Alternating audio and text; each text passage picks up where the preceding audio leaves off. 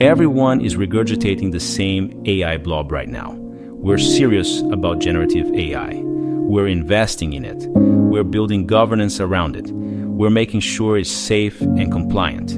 You've heard this speech. You've rolled your eyes at it. And then something strange happens. The people who could move fastest, your most experienced leaders, your architects, your delivery innovators, they start getting frustrated. And then they start looking elsewhere. That's not a coincidence. That's a structural problem with how most companies think about AI governance. In this video, I'll show you the pattern, why it quietly drains your best people, and a model that fixes it without throwing away the guardrails. If this kind of thinking is useful to you, the like button is how you tell me to make more of it. Let's get into it. So here's the pattern.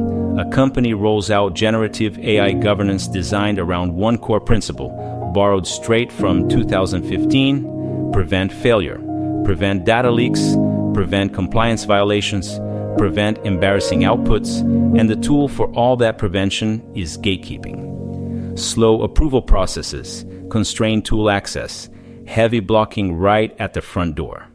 On paper, this makes complete sense. It's risk management. Nobody gets fired for saying no. But let me show you what it looks like in practice.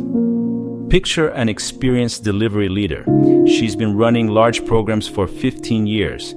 She's trusted with client relationships worth millions. And she has an idea, a simple internal assistant for proposals, something that assembles the right CVs, organizes content from past bids, generates a first structure for the deck. Nothing exotic.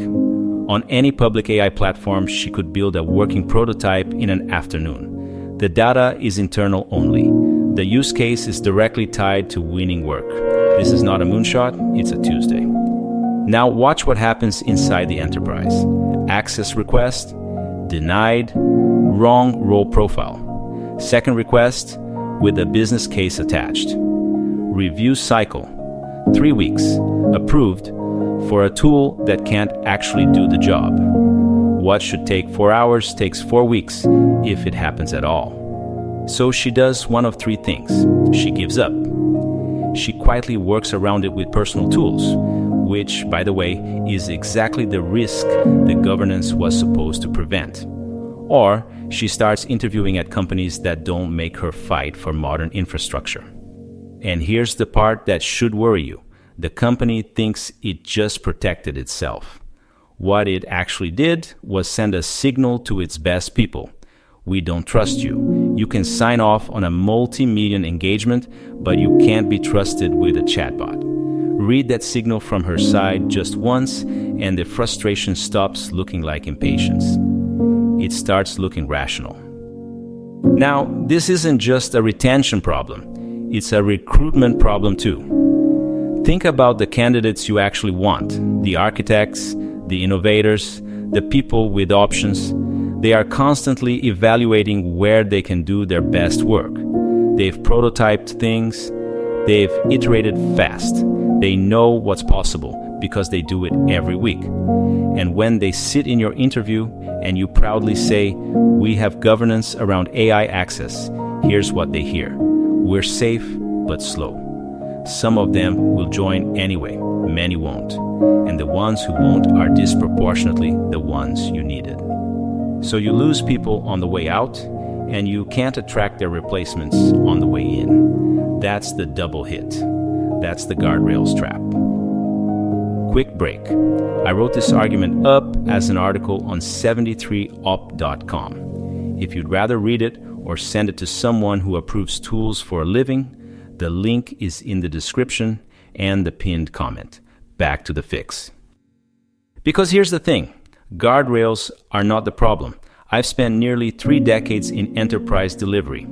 I am the last person who will tell you to run an ERP-connected AI experiment with no rules. The problem is that most companies confuse 2 very different postures, gatekeeping and stewardship. Gatekeeping says, prove you won't fail before you're allowed to try. Every request is guilty until approved. The gate sits in front of the work. Stewardship says, you can try and we're paying attention. clear boundaries on data, transparent logging, real oversight.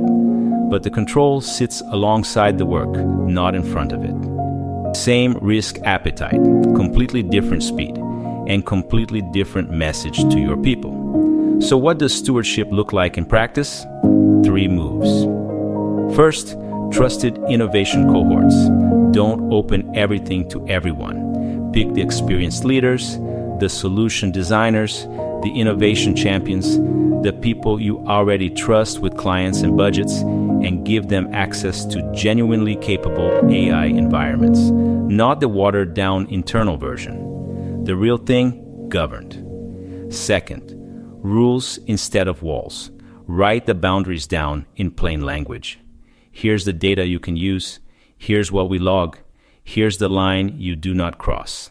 Simple enough to hold in your head. Then trust professionals to respect it, the same way you already trust them with everything else. Third, monitor, don't block. Watch what the cohort does. Review it. Learn from it. Intervene when something crosses the line, not before anyone has moved. And when a prototype works, spread it across the firm fast. The cohort isn't a perk.